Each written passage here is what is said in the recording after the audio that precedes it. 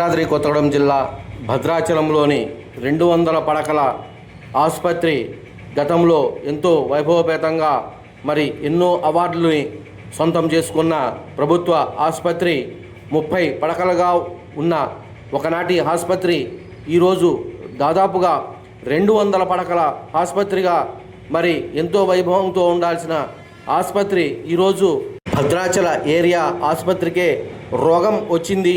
దీనిని చికిత్స చేయండి బాబు అంటూ సిపిఎం పార్టీ తరపు నుంచి ఈరోజు భద్రాచల ఏరియా ఆసుపత్రి వద్ద ధర్నాకు దిగిన సిపిఎం పార్టీ సభ్యులు. ఉమ్మడి ఖమ్మం జిల్లాలో 3 మంత్రులున్న ఎమ్మెల్యే డాక్టర్ అయి కూడా ఒక ఆసుపత్రికి ఏమీ చేయలేని స్థితిలో ఉన్నారంటూ 3 రాష్ట్రాలకు సరిహద్దులుగా ఉన్న ఈ భద్రాచలం ఆసుపత్రి ఒకప్పుడు ఎంతో వైభవపేతంగా ఉండేదని, ఇప్పుడు ఎందుకు ఇక్కడ డాక్టర్లు రావటం లేదు, ఎందుకు వైద్యం సరిగ్గా నిర్వహించడం లేదు అని ప్రశ్నించిన మరి ఏజే రమేష్ భద్రాచలం ఏరియా హాస్పిటల్ సమస్యల పట్ల రాష్ట్ర ప్రభుత్వం నిర్లక్ష్య వైఖరి, భద్రాచలం ఏరియా హాస్పిటల్ పట్ల రాష్ట్ర ప్రభుత్వం నిర్లక్ష్య వైఖరి, జిల్లా మంత్రులు ఎంపీలు ఎమ్మెల్యేలు యొక్క నిర్లక్ష్య వైఖరి, జిల్లాలో ఉన్న మంత్రులు ఎంపీ ఎమ్మెల్యేల నిర్లక్ష్య వైఖరి, భద్రాచలం ఏరియా ఆసుపత్రి పట్ల జిల్లాలో ఉన్న మంత్రులు ఎంపీ ఎమ్మెల్యేల నిర్లక్ష్య వైఖరి, మంత్రులు ఎమ్మెల్యే ఎంపీల నిర్లక్ష్య వైఖరి, ఎంపీ ఎమ్మెల్యే మంత్రుల నిర్లక్ష్య వైఖరి, ప్రభుత్వ ఏరియా ఆసుపత్రి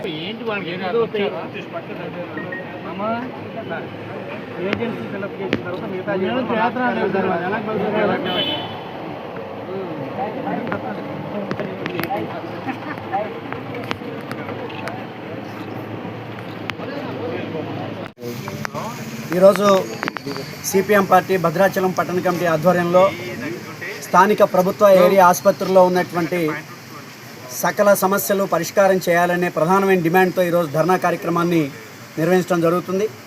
ఇటీవల కాలంలో సిపిఎం పార్టీ రాష్ట్ర కమిటీ ఓ ముఖ్యమైన నిర్ణయం తీసుకుంది.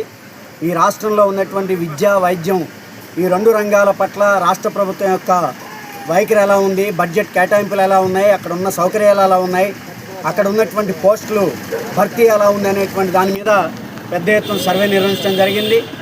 అలాగే సమస్యల మీద అధ్యయనం చేయడం జరిగింది. గత నెల 10వ తారీఖున స్వయానా సిపిఎం పార్టీ రాష్ట్ర కార్యదర్శి జాన్ వెస్లీ గారు మన భద్రాచలం ప్రభుత్వ ఏరియా ఆసుపత్రిని సందర్శించి ఆసుపత్రిలో ఇన్పేషెంట్ సంబంధించినటువంటి పేషెంట్ల దగ్గరికి, అవుట్ పేషెంట్ల దగ్గరికి, అలాగే ఇక్కడ ఉన్నటువంటి శానిటేషన్ సిబ్బంది దగ్గరికి, ఇక్కడ ఉన్నటువంటి నర్సింగ్ స్టాఫ్ దగ్గరికి వెళ్ళి స్వయంగా సమస్యల్ని అడిగి తెలుసుకోవడం జరిగింది. ఈ సందర్భంలో అనేక సమస్యలు వెలుగులోకి వచ్చాయి. ఇది 4 రాష్ట్రాల సరిహద్దులో ఉన్నటువంటి ఒక ముఖ్యమైనటువంటి ప్రభుత్వ ఏరియా ఆసుపత్రి. మొదట 30 బెడ్లతో స్టార్ట్ అయినటువంటి ఈ ఆసుపత్రి ఈరోజు 200 పడకల ఆసుపత్రిగా దినదినంగా అభివృద్ధి చెందింది అని అంటే, గతంలో సిపిఎం పార్టీ ఇక్కడ ఎమ్మెల్యేగా ఉన్నటువంటి సమయంలో కుంజా బొజ్జి గారు, సున్నం రాజయ్య గారి యొక్క ప్రత్యేకమైనటువంటి చొరవ, కృషి, సిపిఎం పోరాటాల ఫలితంగా ఈ ఆసుపత్రి ఇంత పెద్ద ఎత్తున అభివృద్ధి చెందింది. కానీ 4 రాష్ట్రాల సరిహద్దులో ఉన్నటువంటి ఆసుపత్రి రోజు రోజుకి మరింత అభివృద్ధి అయ్యి సూపర్ స్పెషాలిటీ ఆసుపత్రిగా ఇది మార్పు జరగాల్సినటువంటి ఈ అవసరంలో నుంచి ఇవాళ సూపర్ స్పెషాలిటీ ఆసుపత్రి కాదు కదా, పిహెచ్సి కంటే స్థాయి దిగజారినటువంటి ఆసుపత్రిగా రోజు రోజుకి దీని యొక్క ప్రభ వెలవెలబోతూ ఉన్నటువంటి పరిస్థితి ఉంది. అందుకనే ఇవాళ సిపిఎం పార్టీ భద్రాచలం ఏరియా ఆసుపత్రికే రోగం వచ్చింది. ఏరియా ఆసుపత్రికే రోగం వచ్చింది. ఈ రోగం వచ్చిన ఆసుపత్రికి చికిత్స చేసే నాథుడు ఎవరు? ఇవాళ ఏరియా ఆసుపత్రికి రావడం అని అంటే రోగంతో ఉన్న పేషెంట్ ఆసుపత్రికి వస్తాడు.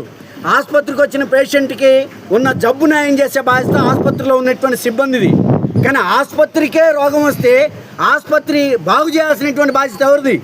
ఆ బాధ్యత రాష్ట్ర ప్రభుత్వానికి, ఆ బాధ్యత ముఖ్యమంత్రిది, ఆ బాధ్యత మన జిల్లాలో ఉన్నటువంటి 3 మంత్రులది. కానీ ఈ విషయంలో మాత్రం తీవ్రమైనటువంటి నిర్లక్ష్యాన్ని ప్రదర్శిస్తున్నారు. సరే, ఒక్క నర్సింగ్ స్టాఫ్ నన్ను నింపారా? శానిటేషన్ సిబ్బందిని పెంచారా? ప్రభుత్వ నిధుల్ని వెచ్చించారా? ఏ రకమైనటువంటి స్పందన ఈ ప్రభుత్వానికి లేదు. కానీ ఈ ప్రభుత్వంలో ఉన్నటువంటి మంత్రులు, ముఖ్యమంత్రి, శాసనసభ్యులు ఎవరి వాటా దేంట్లో ఎంత, భూముల్లో ఎంత, శాండ్లో ఎంత, లిక్కర్లో ఎంత, దేంట్లో ఎంత వాటాలు ఏ రకంగా తీసుకోవాలనేటువంటి దాని మీద ఉన్న శ్రద్ధ, ప్రజా ఆరోగ్యం మీద శ్రద్ధ లేదు.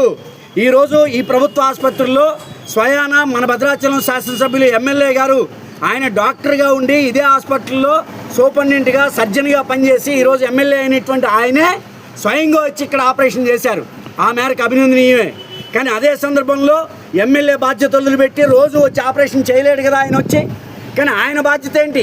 ఈ హాస్పిటల్ డెవలప్మెంట్కి చైర్మన్గా ఉన్నాడు, ఇక్కడ శాసనసభ్యుడిగా ఉన్నాడు. 4 రాష్ట్రాల సరిహద్దులో ఉన్న ఆసుపత్రి ఇది. సివిల్ సర్జన్ లేడు, ఉన్నటువంటి పోస్టులు మొత్తం కూడా ఖాళీగా ఉన్నాయి. ఇన్ని సమస్యలతో కూరకపోయినటువంటి రోగం వచ్చిన ప్రభుత్వ ఏరియా ఆసుపత్రిని కాపాడేదెవరు, చికిత్స చేసేదెవరు, దీన్ని ఆదుకునేదెవరు, దీని సంగతి ఏంటో తేల్చాలని చెప్పేసి ఈరోజు సిపిఎం పార్టీ ఆధ్వర్యంలో ఇక్కడ ధర్నా కార్యక్రమం నిర్వహిస్తున్నాం. పోస్టులన్నింటినీ మంజూరు చేయాలి, నిధులు మంజూరు చేయాలి. ఆ నిధులు వచ్చేదాకా, డాక్టర్ పోస్టులు వచ్చేదాకా సిపిఎం పార్టీ ఆధ్వర్యంలో కేవలం ధర్నాతో మాత్రమే ముగించాం.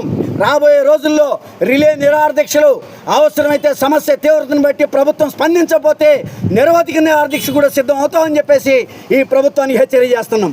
మీడియా మిత్రులకి నమస్కారం, ధన్యవాదాలు. ఎందుకంటే నిరంతరం ఏదైతే ఇలా మూడో కన్నుకున్నటువంటి మీడియా ఈ భద్రాచలం ఏరియా ఆసుపత్రిలో జరుగుతున్న సమస్యలు నిరంతరం ప్రజల దృష్టికి తీసుకెళ్ళటం, అదేవిధంగా ప్రభుత్వ దృష్టికి తీసుకెళ్ళటంలో మీరు సఫలమవుతున్నారు. కానీ అది వాళ్ళు ఎవరు కూడా అధికారంలో ఉన్నటువంటి మంత్రులు కానీ ప్రజాప్రతినిధులు కానీ ఎవరు పట్టించుకుంటున్నటువంటి దాఖలాలు కనపడతలేవు. కాబట్టి ఇది ఒకసారి ఇవాళే చూసే పేపర్ల నిండా పెద్ద పెద్ద ఫోటోలు, విపరీతమైన యాడ్స్. ఏంటయ్యా అంటే మన రాష్ట్ర ముఖ్యమంత్రి రేవంత్ రెడ్డి గారు జెడ్పీటీసీగా ప్రస్థానం మొదలుపెట్టి ముఖ్యమంత్రిగా ఆయన 20 ఏళ్ళు అయిందట వాళ్ళకి. కరెక్ట్గా ఆయన జెడ్పీటీసీగా 2004 జూలై 2006 జూలై 4వ తారీఖు నాడు ఆయన జెడ్పీటీసీకి ఎన్నికయ్యాడట. ఇవాళకి 20 ఏళ్ళు అయినటువంటి ప్రస్థానం అని చెప్పి పేపర్ల నిండా కొన్ని కోట్ల రూపాయలు యాడ్స్ ఇచ్చారు. అయ్యా ముఖ్యమంత్రి గారు, మీరు మంచిదే, చిన్న స్థాయి నుంచి పెద్ద స్థాయికి వచ్చారు, అభినందనలు. కానీ మీరు కనీసం ఆ పేపర్లకు ఇచ్చిన యాడ్స్ డబ్బులు పెట్టి ఉంటే ఇవాళ హాస్పిటల్ బ్రహ్మాండంగా బాగుపడుతుంది. కొన్ని కోట్ల రూపాయలు మీరు యాడ్స్లో ఇస్తున్నారు, మంచిదే, మేము కాదంటలా. కానీ ఆ శ్రద్ధ ఏదో ఇది ఈ హాస్పిటల్ మీద పెడితే, ఎందుకంటే ఇది భద్రాచలం ఏజెన్సీ హాస్పిటల్, ఆదివాసీ అమాయకులు, పేదవాళ్ళు, ఏమాత్రం ఆసరా లేని వాళ్ళు ఈ ఆసుపత్రికి వస్తూ ఉంటారు. అటువంటి వాళ్ళని గాలికి వదిలేసి ఎన్నికల మాత్రం ఓట్లప్పుడు మీకు అది చేస్తాం ఇది చేస్తామని చెప్తారు. కానీ ఏమీ చేయకుండా ఇప్పుడు ఉన్న సూపరింటెండెంట్ పోస్టును కూడా సర్జన్గా ఉన్నటువంటి ఆయన్ని తీసేసి ఎక్కడికో ట్రాన్స్ఫర్ చేశాడు. ఏదో తుమ్మితే ఉన్న ముక్కు ఊడిందని ఇవాళ ఉన్నొక్క ఆయన కూడా పోయాడు. ఇవాళ ఎవరు లేక మరీ దరిద్రం ఏంటంటే మన ఎమ్మెల్యే గారు వచ్చి మేజర్ ఆపరేషన్ చేశారని ఇవాళ పత్రికల నిండా ప్రముఖంగా బ్రహ్మాండంగా పత్రికల నిండా ఇచ్చారు. సంతోషం, కాదంటలా. మరి ఆయన గారు రోజు వచ్చి ఒక ఆపరేషన్ చేయమనండి, మేజర్ ఆపరేషను, ఎమ్మెల్యే డ్యూటీ వదిలిపెట్టి. ఇది సరైన పద్ధతి? అది కాదు ఎమ్మెల్యేగా చేయాల్సింది.